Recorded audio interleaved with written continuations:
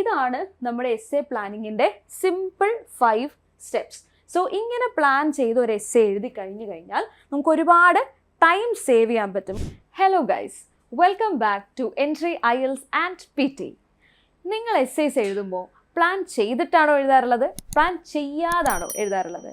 IELTSലൊക്കെ task 2 essay ക്വസ്റ്റ്യൻസിൽ കുറച്ച് പേരൊക്കെ പ്ലാൻ ചെയ്ത് നല്ലൊരു എസ്സേ എഴുതും, കുറച്ച് പേരൊക്കെ പ്ലാൻ ചെയ്യാതെ അന്നേരം മനസ്സിൽ വരുന്ന രീതിയിൽ ഒരു എസ്സേ അങ്ങ് എഴുതും. അപ്പോൾ ഇന്ന് നമ്മൾ നോക്കാൻ പോകുന്നത് ശരിക്കും നിങ്ങൾക്ക് ഒരു IELTS എസ്സേ ക്വസ്റ്റ്യൻ കിട്ടുമ്പോൾ എന്ത് ചെയ്യണം, പ്ലാൻ ചെയ്യണോ പ്ലാൻ ചെയ്യാതെ എഴുതണോ എന്നാണ് നോക്കാൻ പോകുന്നത്. Let's get started. So IELTS essay question കിട്ടുന്ന സമയത്ത് പ്ലാൻ ചെയ്യാതെ എസ്സേസ് എഴുതുന്നതും പ്ലാൻ ചെയ്തൊരു എസ്സേ എഴുതുന്നതും തമ്മിൽ വളരെ വലിയ വ്യത്യാസമുണ്ട്. സോ ഒരു എസ്സേ കാണുമ്പോൾ തന്നെ അറിയാം നിങ്ങളത് കൃത്യമായി പ്ലാൻ ചെയ്ത് എഴുതിയൊരു എസ്സേ ആണോ അതോ അന്നേരം മനസ്സിൽ വരുന്ന രീതിയിൽ എഴുതിയൊരു എസ്സേ ആണോ എന്നുള്ളത്. സോ IELTS എക്സാമിന് കൃത്യമായിട്ട് പ്ലാൻ ചെയ്ത് എഴുതുന്ന എസ്സേസിനായിരിക്കും സ്കോർ കൂടുതൽ കിട്ടാൻ ചാൻസ് ഉള്ളത്. കാരണം IELTS എക്സാമിനേഴ്സിനൊക്കെ കൃത്യമായിട്ട് ഇത് മനസ്സിലാവും നിങ്ങൾ എഴുതുന്ന എസ്സേ കൃത്യമായിട്ട് പ്ലാൻ ചെയ്തിട്ടാണോ എഴുതിയിരിക്കുന്നത് എന്നുള്ളത്. കാരണം പ്ലാൻ ചെയ്യാതെ എഴുതുന്ന എസ്സേസിനകത്തിൽ ഒരുപാട് പ്രശ്നങ്ങൾ വരാൻ സാധ്യതയുണ്ട്. സോ എന്തൊക്കെ പ്രശ്നങ്ങളാണ് വരാൻ സാധ്യതയുള്ളത്? ഒന്ന്, അൺക്ലിയർ സ്ട്രക്ചർ. സോ എന്തായാലും പ്ലാൻ ചെയ്യാതെ എഴുതുന്ന സമയത്ത് പ്രോപ്പർ ഒരു സ്ട്രക്ചർ ഉണ്ടാവണം എന്ന് നിർബന്ധമൊന്നുമില്ല. നമ്മളിപ്പോൾ എഴുതി തുടങ്ങി അവസാനം എത്തുമ്പോഴായിരിക്കും ഇൻട്രൊഡക്ഷൻ എഴുതിയില്ലല്ലോ എന്നാലോചിക്കുന്നത്. സോ ആ സമയത്ത് നമ്മൾ പിന്നെയും ഇൻട്രൊഡക്ഷനിൽ പോയി എന്തെങ്കിലുമൊക്കെ ആഡ് ചെയ്യേണ്ടതായിട്ട് വരും. അതുപോലെ തന്നെ ലാക്ക് ഓഫ് ഐഡിയാസ്. നിങ്ങൾക്ക് പലപ്പോഴും തോന്നാറില്ലേ, എസ്സേ ഒക്കെ എഴുതി എക്സാം സെൻറ്ററിന് പുറത്തൊക്കെ എത്തിയിട്ടായിരിക്കും അയ്യോ എൻ്റെ കയ്യിൽ ഒരു കിടിൽ ഐഡിയ ഉണ്ടായിരുന്നു, അത് ആ എസ്സേനകത്ത് ഇൻക്ലൂഡ് ചെയ്തിരുന്നെങ്കിൽ അടിപൊളിയായതിന് എന്ന്.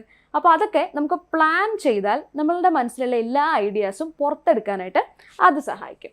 അതുപോലെ തന്നെ ഗോയിങ് ഓഫ് ടോപ്പിക്, അതായത് എഴുതി വരുന്ന സമയത്ത് ക്വസ്റ്റ്യനും ആൻസറും തമ്മിൽ യാതൊരു ബന്ധവുമില്ലാത്ത അവസ്ഥ. അപ്പോൾ പ്ലാൻ ചെയ്യാതെ എഴുതുന്ന 90% എസ്സേസിലും ഈ ഒരു പ്രശ്നം കാണാറുണ്ട്. എഴുതി വരുന്ന സമയത്ത് ടോപ്പിക്കുമായിട്ടുള്ള ബന്ധം പതുക്കെ കുറഞ്ഞു വരും. കാരണം നമ്മൾ അന്നേരം മനസ്സിൽ വരുന്ന രീതിയിലായിരിക്കും ആ ഒരു എസ്സേ എഴുതുന്നത്. സോ അങ്ങനെ ഒരു പ്രശ്നം വളരെ നോർമലാണ്.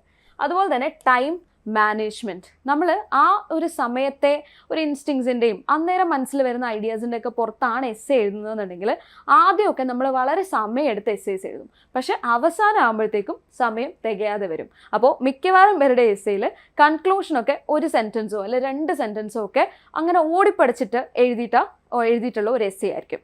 അപ്പോൾ ഇങ്ങനെയുള്ള പ്രശ്നങ്ങൾ പ്ലാൻ ചെയ്യാതെ എസ്സേസ് എഴുതുന്ന സമയത്ത് നിങ്ങൾക്ക് ഫേസ് ചെയ്യേണ്ടി വരും. സോ നമ്മളൊരു എസ്സേ ക്വസ്റ്റ്യൻ കിട്ടിയാൽ എന്താണ് ആദ്യം ചെയ്യേണ്ടത് എന്ന് നമുക്ക് നോക്കാം. സോ ഈ ഒരു ക്വസ്റ്റ്യൻ കഴിഞ്ഞ മാസത്തെ IELTS എക്സാം, അതായത് റിയൽ എക്സാമിൽ വന്നിട്ടുള്ള ഒരു ക്വസ്റ്റ്യൻ ആണ്. Let's see. Some people believe that research on family history is a useful thing to do, while others disagree. Discuss both sides and give your own opinion. അപ്പോൾ ഒരു question കിട്ടിയാൽ ആദ്യം നിങ്ങൾ ചെയ്യേണ്ടത് ക്വസ്റ്റ്യൻ ക്ലിയർ ആയിട്ട് വായിച്ച് മനസ്സിലാക്കുക എന്നുള്ളതാണ്. എന്നിട്ട് മാത്രം നിങ്ങളുടെ മനസ്സിൽ വരുന്ന ഐഡിയാസിനെ പറ്റിയിട്ടൊക്കെ ആലോചിക്കാം. സോ ക്വസ്റ്റ്യൻ വായിച്ച് മനസ്സിലാകുമ്പോൾ ഫസ്റ്റ് തിങ് ടോപ്പിക്ക് വായിച്ച് കൃത്യമായിട്ട് ആ അർത്ഥം ഒന്ന് മനസ്സിലാക്കാൻ ശ്രമിക്കുക. സോ ഇവിടുത്തെ എന്താണ് ടോപ്പിക്? ഫാമിലി ഹിസ്റ്ററി റിസർച്ച് ആണ് അല്ലേ. അതായത് നമ്മളുടെ ഫാമിലി ഹിസ്റ്ററി റിസർച്ച് ചെയ്യുന്നത് നല്ലതാണോ ചീത്തയാണോ എന്നുള്ളതാണ്. അപ്പോൾ 2 സൈഡും നമ്മൾ ഡിസ്കസ് ചെയ്യണം അല്ലേ. Discuss both sides and give your own opinion. This is also important അല്ലേ. നമ്മൾ ഈ ക്വസ്റ്റ്യനിൽ എന്താണ് ചെയ്യേണ്ടത്? ഈ 2 സൈഡും നമ്മൾ ഡിസ്കസ് ചെയ്യണം. അതായത് റിസർച്ച് ചെയ്യണം എന്നുള്ളതും റിസർച്ച് ചെയ്യണ്ട എന്നുള്ള 2 സൈഡും നമ്മൾ എസ്സേയിൽ ഡിസ്കസ് ചെയ്യണം. And also we have to give our own opinion അല്ലേ. ഈ 3 കാര്യങ്ങളാണ് നമ്മൾ ഈ എസ്സേനകത്ത് ചെയ്യാനുള്ളത്. സോ ഇത്രയും കാര്യം നിങ്ങൾ പ്രോപ്പറായിട്ട് ഒരു ക്വസ്റ്റ്യൻ കിട്ടുമ്പോൾ വായിച്ച് മനസ്സിലാക്കുക. That is your first thing to do. അപ്പോൾ ഇനി നമുക്ക് പ്ലാനിങ്ങിലേക്ക് കിടക്കാം. ക്വസ്റ്റ്യൻ വായിച്ച് മനസ്സിലായാൽ നമുക്ക് എസ്സേ പ്ലാൻ ചെയ്യാം അല്ലേ. അപ്പോൾ എസ്സേ പ്ലാൻ ചെയ്യുന്ന സമയത്ത് ഫസ്റ്റ് സ്റ്റെപ്പ് എന്താണ്? Identify the keywords. അപ്പോൾ ഈ കീവേഡ്സ് എന്ന് പറയുന്ന സാധനം നിങ്ങൾ ഇതിനു മുമ്പേ കേട്ടിട്ടുണ്ടാവും. സോ കീവേഡ്സ് എന്ന് പറഞ്ഞാൽ പ്രത്യേകിച്ചൊന്നുമില്ല, നമ്മളുടെ എസ്സേനെ ഡയറക്റ്റ്ലി ഇൻഫ്ലുവൻസ് ചെയ്യുന്ന കുറച്ച് വാക്കുകൾ. അതായത് നമ്മൾ എന്താണോ എസ്സേയിൽ ചെയ്യാൻ പോകുന്നത് അതാണ് കീവേഡ്സ് എന്ന് പറഞ്ഞാൽ. ഇപ്പോൾ ഇവിടെ നമ്മൾ നേരത്തെ ചെയ്തതുപോലെ തന്നെ ഇപ്പോൾ റിസർച്ച്, ഫാമിലി ഹിസ്റ്ററി റിസർച്ചാണ് നമ്മളുടെ ടോപ്പിക്. അപ്പോൾ അതാണ് നമ്മളുടെ ഫസ്റ്റ് കീവേഡ്. ഓക്കെ. പിന്നെ ഡിസ്കസ് ബോത്ത് സൈഡ്സ്. അപ്പോൾ ബോത്ത് സൈഡ്സ് ഒരു കീവേഡാണ്, ഒപ്പീനിയനും ഒരു കീവേഡാണ്. അപ്പോൾ ആ കീവേഡ്സ് നമ്മൾ ഫസ്റ്റ് എന്ത് ചെയ്യുക? ഐഡൻറ്റിഫൈ ചെയ്യുക. എന്നാൽ മാത്രമേ നമ്മൾ എസ്സേയിനകത്ത് എന്തൊക്കെയാണ് ചെയ്യാൻ പോകുന്നത് എന്നുള്ള ഒരു ഐഡിയ നമുക്ക് കിട്ടത്തുള്ളൂ. സോ ഈ കീവേഡ്സ് ഇങ്ങനെ അണ്ടർലൈൻ ചെയ്യേണ്ട ആവശ്യമൊന്നുമില്ല. ഫസ്റ്റ് ടൈമാണ് നിങ്ങൾ പ്ലാൻ ചെയ്യുന്നതെന്നുണ്ടെങ്കിൽ അണ്ടർലൈൻ ചെയ്ത് തന്നെ പഠിക്കാം. പക്ഷെ പോകെ പോകെ കുറേ പ്രാക്ടീസ് ചെയ്ത് കഴിയുമ്പോഴത്തേക്കും ഇതൊക്കെ നിങ്ങൾക്ക് സെക്കൻഡുകൾക്കുള്ളിൽ മനസ്സിൽ തന്നെ ചെയ്യാവുന്നതേ ഉള്ളൂ. സോ ഫസ്റ്റ് നിങ്ങൾ പ്ലാൻ ചെയ്ത് പഠിക്കുന്ന ഒരാളാണെന്നുണ്ടെങ്കിൽ അണ്ടർലൈൻ ചെയ്ത് തന്നെ പഠിക്കുക. സോ ദാറ്റ് നിങ്ങൾക്ക് കൃത്യമായിട്ട് ആ സ്റ്റെപ്സ് ഫോളോ ചെയ്യാനായിട്ട് സാധിക്കും. അപ്പോൾ നമ്മളുടെ ഫസ്റ്റ് സ്റ്റെപ്പ് നമ്മൾ ചെയ്തു, എന്താണ്? കീവേഡ്സ് ഐഡൻറ്റിഫൈ ചെയ്തു. ഇനി സെക്കൻഡ് സ്റ്റെപ്പ് എന്താണ്? ഐഡിയാസ് ബ്രെയിൻ സ്റ്റോം ചെയ്യാം. This is A very important step. കാരണം ഞാൻ നേരത്തെ പറഞ്ഞതുപോലെ നമ്മൾ പ്ലാൻ ചെയ്യാതാണ് എസ്സേസ് എഴുതുന്നതെന്നുണ്ടെങ്കിൽ എസ്സേ എഴുതി കഴിയുമ്പോഴായിരിക്കും നമ്മൾ ആലോചിക്കുന്നത്, ആ ഐഡിയ ഇൻക്ലൂഡ് ചെയ്താൽ നല്ലതായിരുന്നു, എൻ്റെ കയ്യിൽ ഒരു കിടിൽ ഐഡിയ ഉണ്ടായിരുന്നു, അങ്ങനത്തെ ഒക്കെ തോട്ട്സ്. അപ്പോൾ നമ്മളുടെ മനസ്സിൽ എന്തൊക്കെ ഐഡിയാസ് ഉണ്ടോ അത് നമ്മൾ ഒന്ന് പേപ്പറിലേക്ക് കൊണ്ടുവരാൻ അല്ലെങ്കിൽ ഒന്ന് ഓർഗനൈസ് ചെയ്യാൻ ഒരു മിനിറ്റോ അല്ലെങ്കിൽ 2 മിനിറ്റോ ഒന്ന് മെനക്കിടുക. കാരണം ഐഡിയാസ് ഉണ്ടെങ്കിൽ മാത്രമേ നമുക്ക് നല്ലൊരു എസ്സേ എഴുതാനായിട്ട് സാധിക്കത്തുള്ളൂ, അല്ലേ? അപ്പോൾ നമുക്ക് ഇവിടെ എന്ത് റിലേറ്റഡ് ഐഡിയാസ് ആണ് നമുക്ക് ഇൻക്ലൂഡ് ചെയ്യേണ്ടത്?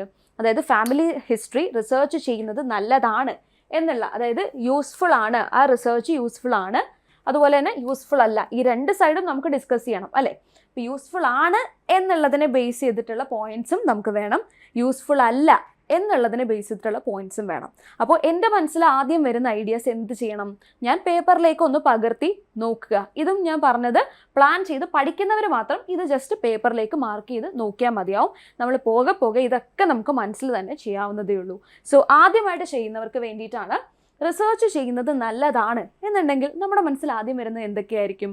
റിസർച്ച് ചെയ്താൽ നമുക്ക് കുറച്ചും കൂടെ കണക്ഷൻസ്, അതായത് നമ്മുടെ റിലേഷൻഷിപ്സ് കുറച്ചുകൂടെ സ്ട്രോങ്ങർ ആയിട്ട് നമുക്ക് മനസ്സിലാക്കാൻ സാധിക്കും. അതുപോലെ തന്നെ നമ്മുടെ റൂട്ട്സ്, അല്ലേ, നമുക്ക് മുൻപേ പോയ നമ്മുടെ വേരുകൾ, ഇതൊക്കെ നമുക്ക് കൃത്യമായിട്ട് മനസ്സിലാക്കിയെടുക്കാം. ഇപ്പോൾ lineage, heredity, culture, genetics, strong relationships, ഇതെല്ലാം, അല്ലെ? ജെനറ്റിക്സ് എന്നൊക്കെ പറഞ്ഞാൽ എന്താണ്? നമ്മളുടെ ഫാമിലി ഹിസ്റ്ററി റിസർച്ച് ചെയ്യുമ്പോൾ നമ്മുടെ ജെനറ്റിക്സ് എന്താണ്? അപ്പോൾ ആ ജെനറ്റിക്സുമായിട്ട് റിലേറ്റ് ചെയ്ത് നമുക്ക് എന്തെങ്കിലും ജെനറ്റിക് ഡിസോർഡർ ഉണ്ടാവാൻ സാധ്യതയുണ്ടോ, അല്ലേ? അങ്ങനെയുള്ള കാര്യങ്ങളൊക്കെ നമുക്ക് മനസ്സിലാക്കിയെടുക്കാം. അപ്പോൾ അങ്ങനെ നമ്മുടെ മനസ്സിൽ വരുന്ന പോയിന്റ്സ് ഒന്ന് ജസ്റ്റ് നോട്ട് ഡൗൺ ചെയ്യാനായിട്ട് ശ്രമിക്കുക. യൂസ്ഫുൾ അല്ല എന്നുള്ളതിനെ ബേസ് ചെയ്തിട്ട് നമുക്ക് എന്തൊക്കെ പറയാം? വെറുതെ നമ്മുടെ മുന്നേയുള്ള ഫാമിലി ഹിസ്റ്ററി റിസർച്ച് ചെയ്യേണ്ട ആവശ്യമൊന്നുമില്ല, അല്ലേ? അത് ഒരു വേസ്റ്റ് ഓഫ് ടൈമാണ്, അല്ലേ? വേസ്റ്റ് ഓഫ് മണിയാണ്. അത് നമ്മുടെ മനസ്സിൽ പെട്ടെന്ന് വരുന്ന ഒരു ഐഡിയ ആവാം. പിന്നെ ഇപ്പോൾ നമ്മൾ ലൈഫിലേക്ക് സെറ്റ് ചെയ്ത് വെച്ചിട്ടുള്ള കുറേ ഗോൾസ് ഉണ്ടാവും, അല്ലേ? നമുക്ക് ഇത് ചെയ്യണം, ഇത് അച്ചീവ് ചെയ്യണം എന്നൊക്കെ. അപ്പോൾ നമ്മൾ ഫാമിലി ഹിസ്റ്ററി ഒക്കെ റിസർച്ച് ചെയ്ത് കഴിയുമ്പോൾ നമ്മൾ അതിൽ നിന്നൊക്കെ ഡീവിയേറ്റ് ചെയ്ത് ചിലപ്പോൾ പോകാം, അല്ലേ? ഫാമിലി ഹിസ്റ്ററി മനസ്സിലാക്കുമ്പോൾ നമ്മൾ വേറെ ഏതെങ്കിലും ഒരു വഴിക്ക് പോയേക്കാം. അപ്പോൾ അതൊക്കെ നമ്മുടെ പ്രസൻറ്റിനെ അല്ലെങ്കിൽ നമ്മുടെ ഫ്യൂച്ചർ ഗോൾസിനെയൊക്കെ അഫക്റ്റ് ചെയ്യും. പിന്നെ നമുക്ക് സുഖകരമല്ലാത്ത കുറേ കാര്യങ്ങൾ ചിലപ്പോൾ നമ്മൾ പുതിയതായിട്ട് അറിഞ്ഞു എന്ന് വരും. അപ്പോൾ ഇങ്ങനെ കുറേ നെഗറ്റീവ്സും അതിനുണ്ട്. സോ ഈ പോയിന്റ്സ് ഒക്കെ നമ്മൾ എഴുതി ഇട്ടില്ലെങ്കിൽ എന്താ സംഭവിക്കുന്നത്? എസ്സേ എഴുതി പകുതിയാകുമ്പോൾ നമ്മൾ ചിലപ്പോൾ ഇതൊന്നും ആലോചിക്കണം എന്നില്ല, അല്ലേ? അപ്പോൾ നമ്മുടെ എസ്സേനകത്ത് വാലിഡ് പോയിന്റ്സ് അല്ലെങ്കിൽ ഒരു വാലിഡ് ഐഡിയാസ് ഒക്കെ വളരെ കുറഞ്ഞു വരാൻ സാധ്യതയുണ്ട്. സോ ജസ്റ്റ് തിങ്ക്, അല്ലേ? ഇതിനകത്ത് ഞാൻ എന്ത് ഐഡിയാസ് ആലോചിക്കും, എന്ത് ഐഡിയാസ് ഇൻക്ലൂഡ് ചെയ്യും എന്ന് ആലോചിച്ചിട്ട് ജസ്റ്റ് ആ ഐഡിയാസ് ഒന്ന് ബ്രെയിൻ സ്റ്റോം ചെയ്ത് ഓർഗനൈസ് ചെയ്യാനായിട്ട് ശ്രമിക്കാം. ഈ സ്റ്റെപ്പ് വളരെ ഇമ്പോർട്ടൻ്റ് ആണ്. So this was our second step. അപ്പോൾ ഇനി തേർഡ് സ്റ്റെപ്പിലേക്ക് പോകാം. തേർഡ് സ്റ്റെപ്പ് എന്ന് പറഞ്ഞു കഴിഞ്ഞാൽ സ്ട്രക്ചർ ഒന്ന് ഔട്ട്ലൈൻ ചെയ്യുക എന്നുള്ളതാണ്. സ്ട്രക്ചർ എന്ന് പറഞ്ഞാൽ എന്താണ്? എസ്സേക്ക് ഒരു കൃത്യമായ സ്ട്രക്ചർ ഉണ്ട്, അല്ലേ? നമ്മൾ ഒരു എസ്സേ എഴുതുമ്പോൾ ആദ്യം ഇൻട്രൊഡക്ഷൻ എഴുതും, പിന്നെ there has to be a body, അല്ലേ? നമ്മളൊരു ബോഡി ഉണ്ടാവും, പിന്നെ ലാസ്റ്റ് ഒരു കൺക്ലൂഷനും ഉണ്ടാവണം. അപ്പോൾ ഇതാണ് നമ്മുടെ എസ്സേയുടെ സ്ട്രക്ചർ. ഇതൊന്ന് മനസ്സിലാലോചിക്കുക. നമ്മൾ ഓരോ പാരഗ്രാഫിലും എന്താണ് ഇൻക്ലൂഡ് ചെയ്യാൻ പോകുന്നത്. ഇപ്പോൾ ഇവിടെ എസ്സേ സ്ട്രക്ചർ എടുക്കുമ്പോൾ ഫസ്റ്റ് തിങ് ഇൻട്രൊഡക്ഷൻ ആണ്, അല്ലേ? അപ്പോൾ ഇൻട്രൊഡക്ഷനിൽ നമ്മൾ ടോപ്പിക് ഇൻട്രൊഡ്യൂസ് ചെയ്യുക. നമ്മൾ എന്താണോ എസ്സേയിൽ ചെയ്യാൻ പോകുന്നത് അതായിരിക്കും അവിടെ എഴുതുന്നത്. അപ്പോൾ ഇതൊരു ഒപ്പീനിയൻ ബേസ്ഡ് ക്വസ്റ്റ്യൻ ആയതുകൊണ്ട് നമ്മൾ ഒപ്പീനിയനും ഇൻട്രൊഡക്ഷനിൽ ഇൻക്ലൂഡ് ചെയ്യാനായിട്ട് ശ്രമിക്കുക. അതുപോലെ തന്നെ ഇവിടെ ബോഡി ഉണ്ട്, അല്ലേ? Body paragraph 1 and body paragraph 2. അതായത് നമ്മുടെ ബോഡിയെ രണ്ടായിട്ട് ഇവിടെ ഡിവൈഡ് ചെയ്യേണ്ടി വരും. കാരണം ഇവിടെ നമ്മൾ 2 സൈഡും ഡിസ്കസ് ചെയ്യുന്നുണ്ട്, അല്ലേ? അപ്പോൾ ഫാമിലി ഹിസ്റ്ററി റിസർച്ച് ചെയ്യുന്നത് യൂസ്ഫുൾ ആണ് എന്നുള്ളത് നമുക്ക് ഈ ഒരു പാരഗ്രാഫിൽ ഇൻക്ലൂഡ് ചെയ്യാം. ഫാമിലി ഹിസ്റ്ററി റിസർച്ച് ചെയ്യുന്നത് നല്ലതല്ല എന്നുള്ള സെക്കൻഡ് സൈഡ് നമുക്ക് എന്ത് ചെയ്യാം? ബോഡി പാരഗ്രാഫ് 2 ഡിസ്കസ് ചെയ്യാം. അപ്പോൾ അതൊന്ന് ജസ്റ്റ് മനസ്സിലൊന്ന് ആലോചിക്കാം, നമ്മൾ ഇവിടെയാണ് ഇത് ഡിസ്കസ് ചെയ്യാൻ പോകുന്നത് എന്നുള്ളത്. ദെൻ കൺക്ലൂഷനിലേക്ക് വരുമ്പോൾ നമ്മൾ എഴുതിയ പോയിന്റ്സ് ഒന്ന് സമ്മറൈസ് ചെയ്യുക. അതുപോലെ തന്നെ ഇതൊരു ഒപ്പീനിയൻ ബേസ്ഡ് എസ്സേ ആയതുകൊണ്ട് ഒപ്പീനിയൻ മസ്റ്റായിട്ടും നമ്മൾ കൺക്ലൂഷനിൽ കൺക്ലൂഡ് ചെയ്തിരിക്കണം. രണ്ട് സൈഡും ഡിസ്കസ് ചെയ്തു. പക്ഷേ എൻ്റെ ഒപ്പീനിയൻ ഇതാണ്, in my opinion family history research is a useful thing to do എന്നുള്ളത് നമ്മുടെ ഒപ്പീനിയൻ എന്താണോ അത് കൺക്ലൂഷനിൽ ഉണ്ടാവണം. അപ്പോൾ ഇത്തരം കാര്യങ്ങളെല്ലാം ഒന്ന് ആലോചിച്ച് വെക്കുക, സോ ദാറ്റ് നമ്മൾ എസ്സേ എഴുതുമ്പോൾ ഇതൊന്നും മറക്കാതിരിക്കാൻ. ഓക്കെ, അപ്പോൾ അതാണ് നമ്മുടെ തേർഡ് സ്റ്റെപ്പ്. ഇനി ഫോർത്ത് സ്റ്റെപ്പിലേക്ക് പോകുമ്പോൾ this is also very important. കാരണം ഇത് നിങ്ങളുടെ സ്കോറിനെ ഡയറക്റ്റ്ലി ഇൻഫ്ലുവൻസ് ചെയ്യുന്ന ഒരു ഫാക്ടറാണ്. കാരണം നമ്മളുടെ ടോപ്പിക്കുമായിട്ട് ഡയറക്റ്റ്ലി ബന്ധമുള്ള ടോപ്പിക് സ്പെസിഫിക് വൊക്കാബുലറി അല്ലെ കീവേഡ്സ് എസ്സേനകത്ത് ഉണ്ടായിരിക്കണം.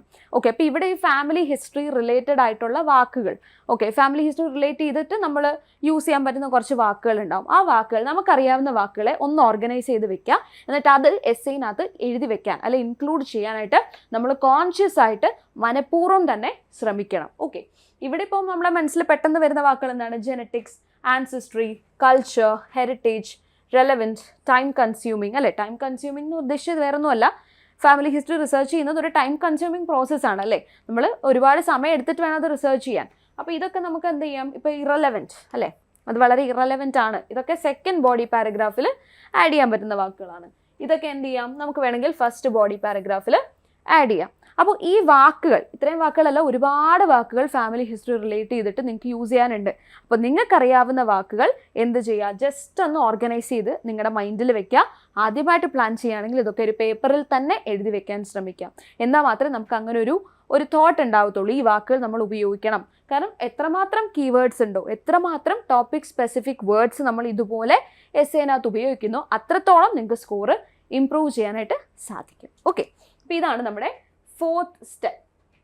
ഇനി ഫിഫ്ത്ത് സ്റ്റെപ്പാണ് കൺഫേമിങ് യുവർ ഒപ്പീനിയൻ. ഇത് ഒപ്പീനിയൻ ബേസ്ഡ് എസ്സേ ആണെങ്കിൽ മാത്രം മതി നിങ്ങളുടെ ഒപ്പീനിയൻ എസ്സേനകത്ത് ഇൻക്ലൂഡ് ചെയ്യുക. അപ്പോൾ ഈ ഒരു എസ്സേ ആകുമ്പോൾ, ഇതിപ്പോൾ ഞാൻ പറഞ്ഞില്ലേ നമുക്ക് ലാസ്റ്റ് മന്ത് വന്നൊരു ക്വസ്റ്റ്യൻ ആണ്. അപ്പോൾ മിക്കവാറും നമുക്ക് വരാൻ സാധ്യതയുള്ള ഒരു ക്വസ്റ്റ്യനും കൂടെയാണ് ഒപ്പീനിയൻ ബേസ്ഡ് ക്വസ്റ്റ്യൻ. അപ്പോൾ ഒപ്പീനിയൻ ബേസ്ഡ് ക്വസ്റ്റ്യനിൽ ഒപ്പീനിയൻ പറയാൻ മറന്നു പോകരുത്. അപ്പോൾ മിക്കവാറും ഈ പ്ലാൻ ചെയ്യാതെ എസ്സേസ് എഴുതുന്ന സമയത്ത് രണ്ട് സൈഡും ഡിസ്കസ് ചെയ്ത് കൺക്ലൂഡ് ചെയ്ത് എസ്സേ അവസാനിപ്പിക്കുന്ന ഒരു ടെൻഡൻസി പല സ്റ്റുഡൻസിൻ്റെയും എസ്സേസിൽ നമ്മൾ കാണാറുള്ളതാണ്. അപ്പോൾ അതുകൊണ്ട് ഒപ്പീനിയൻ ഒന്ന് കൺഫേം ചെയ്ത് വെക്കുക, എന്നിട്ട് മാത്രം എസ്സേ എഴുതി തുടങ്ങുക. അപ്പോൾ നിങ്ങൾ ഇതിനകത്ത് ഏത് സൈഡിനോട് യോജിക്കുന്നു എന്നുള്ളതൊന്ന് ഉറപ്പിച്ച് വെച്ചിട്ട് മാത്രം എസ്സേസ് സ്റ്റാർട്ട് ചെയ്യുക. സോ ഇതാണ് നമ്മുടെ എസ്സേ പ്ലാനിങ്ങിൻ്റെ സിമ്പിൾ 5 സ്റ്റെപ്സ്. സോ ഇങ്ങനെ പ്ലാൻ ചെയ്ത് ഒരു എസ്സേ എഴുതി കഴിഞ്ഞ് കഴിഞ്ഞാൽ നമുക്ക് ഒരുപാട് ടൈം സേവ് ചെയ്യാൻ പറ്റും. കാരണം നമ്മളിങ്ങനെ എസ്സേ എഴുതി പകുതി വന്നിട്ട് ഷെടാ അത് എന്തായിരുന്നു, അല്ലെങ്കിൽ നമ്മുടെ മനസ്സിൽ വേറെ എന്തെങ്കിലും ഐഡിയ ഉണ്ടോ, അങ്ങനെ ഒന്നും ആലോചിക്കേണ്ട ആവശ്യമില്ല. ഈ 5 സ്റ്റെപ്സ് കൃത്യമായിട്ട് ഫോളോ ചെയ്യുക. വൊക്കാബുലറി ഒന്ന് എഴുതി വെക്കുക, ഒപ്പീനിയൻ ഒന്ന് കൺഫേം ചെയ്ത് വെക്കുക, സ്ട്രക്ചർ നമ്മുടെ മൈൻഡിലുണ്ടോ എന്നുള്ളതൊന്ന് ഉറപ്പുവരുത്തുക. അപ്പോൾ ഇങ്ങനെ ഈ സ്റ്റെപ്സ് ഒന്ന് ഫോളോ ചെയ്ത് കഴിഞ്ഞാൽ നമുക്ക് ഒത്തിരി ടൈം സേവ് ചെയ്യാൻ പറ്റും. ഡെഫിനറ്റ്ലി അത് നിങ്ങളെ സ്കോറിങ്ങിലേക്ക് സഹായിക്കും. അതുപോലെ തന്നെ ഹാവ് എ ക്ലിയർ സ്ട്രക്ചർ. കാരണം ഈ സ്ട്രക്ചറൊക്കെ IELTS വളരെ ഇമ്പോർട്ടൻ്റ് ആണ് അല്ലേ. സ്ട്രക്ചർ തെറ്റിപ്പോയി കഴിഞ്ഞാൽ, ഇപ്പോൾ ഇൻട്രൊഡക്ഷൻ ഇല്ലാതെ എഴുതുക, അല്ലെ ബോഡി പാരഗ്രാഫിൽ രണ്ട് സൈഡും കൃത്യമായിട്ട് ഡിസ്കസ് ചെയ്യാതിരിക്കുക. അപ്പോൾ അങ്ങനെ സ്ട്രക്ചർ മെയിൻറ്റെയിൻ ചെയ്യാതിരുന്നാൽ സ്കോറിനെ അത് നെഗറ്റീവായിട്ട് ബാധിക്കും. സോ സ്ട്രക്ചർ ഉണ്ടാവാനും പ്ലാനിങ് നിങ്ങളെ ഹെൽപ്പ് ചെയ്യും. അതുപോലെ തന്നെ ബെറ്റർ ഐഡിയാസ്, നമുക്ക് മനസ്സിൽ വരുന്ന ഐഡിയാസ് ഒന്ന് ആലോചിച്ച് വെച്ച് കഴിഞ്ഞാൽ നമുക്ക് എസ്സേയിൽ ഈസി ആയിട്ട് അത് ഇൻക്ലൂഡ് ചെയ്ത് എക്സ്പ്ലെയിൻ ചെയ്യാനായിട്ട് സാധിക്കും. അല്ലെങ്കിൽ നമ്മൾ മറന്നു പോകും. അതുകൊണ്ടാണ് ഇത് വളരെ നോർമലാണ്. ഓക്കെ, പിന്നെ ഒബ്വിയസ്ലി ഗുഡ് പ്ലാനിങ് നമ്മുടെ സ്കോർ ഇംപ്രൂവ് ചെയ്യാനായിട്ടും സഹായിക്കും. കാരണം ഞാൻ നേരത്തെ പറഞ്ഞ പോലെ ഇപ്പോൾ സ്ട്രക്ചർ നമ്മൾ കൃത്യമായിട്ട് മെയിൻറ്റെയിൻ ചെയ്യുന്നു, ബെറ്റർ ഐഡിയാസ് ഉണ്ടാവുന്നു, അത് പ്രോപ്പറായിട്ട് എക്സ്പ്ലെയിൻ ചെയ്യുന്നു, നമ്മൾ ടോപ്പിക് സ്പെസിഫിക് വൊക്കാബുലറി അത്യാവശ്യം നല്ല ക്വാണ്ടിറ്റിയിൽ എസ്സേനകത്ത് യൂസ് ചെയ്തു. ഇതൊക്കെ ഒബ്വിയസ്ലി നിങ്ങളുടെ സ്കോറിനെ ഇംപ്രൂവ് ചെയ്യാനായിട്ട് സഹായിക്കുന്ന ഫാക്ടേഴ്സാണ്. സോ ഞാൻ പറഞ്ഞതുപോലെ പ്ലാനിങ് ഇസ് റിയലി ഇമ്പോർട്ടൻറ്റ്. അപ്പോൾ പ്ലാനിങ് നിങ്ങൾ ഒരു വേസ്റ്റ് ഓഫ് ടൈം ആയിട്ട് കാണരുത്. കാരണം നമ്മൾ പോസിറ്റീവായിട്ട് ചിന്തിക്കുമ്പോൾ ഈ പ്ലാനിങ് ഒബ്വിയസ്ലി നിങ്ങളുടെ ടൈം സേവ് ചെയ്യാനേ സഹായിക്കത്തുള്ളൂ. So planning waste of time അല്ല. ഓക്കെ, അത് ആദ്യം ആലോചിക്കുക. അപ്പോൾ നിങ്ങളൊരു എസ്സേ ക്വസ്റ്റ്യൻ കിട്ടിയാൽ ആദ്യം എന്ത് ചെയ്യണം? ആദ്യം ഒരു 2-3 മിനിറ്റ്സ് എടുത്ത് എസ്സേ പ്ലാൻ ചെയ്യുക. സോ പ്ലാൻ ചെയ്യാന്ന് പറയുമ്പോൾ ചുമ്മാ ഇരുന്ന് പ്ലാൻ ചെയ്യാനല്ല, ഞാൻ ഈ പറഞ്ഞ 5 സ്റ്റെപ്സ് കൃത്യമായിട്ട് ഫോളോ ചെയ്യുക. ഇതൊരു പ്രൂവൺ ടെക്നിക്കാണ്. അപ്പോൾ ഈ 5 സ്റ്റെപ്സ് ഉപയോഗിച്ച് എസ്സേ പ്ലാൻ ചെയ്ത് എഴുതി കഴിഞ്ഞാൽ ഡെഫിനറ്റ്ലി നിങ്ങൾ വിചാരിക്കുന്ന ബാൻഡ് സ്കോറിലേക്ക് എത്താൻ അത് സഹായിക്കും. അപ്പോൾ ഞാൻ ഈ എടുത്തിരിക്കുന്ന ക്വസ്റ്റ്യൻ ഉണ്ടല്ലോ, ഈ ക്വസ്റ്റ്യൻ നമ്മളിപ്പോൾ പ്ലാൻ ചെയ്തതുപോലെ ഒരു ബാൻഡ് 8 എസ്സേ നിങ്ങൾക്ക് വേണമെന്നുണ്ടെങ്കിൽ, ഫ്രീ ആയിട്ട് വേണമെന്നുണ്ടെങ്കിൽ താഴെ കമൻറ്റ് ബോക്സിൽ എസ്സേ എന്നൊന്ന് കമൻറ്റ് ചെയ്താൽ മതി. സോ അത്രയേ ഉള്ളൂ. അടുത്തൊരു വീഡിയോയുമായിട്ട് വീണ്ടും കാണാം.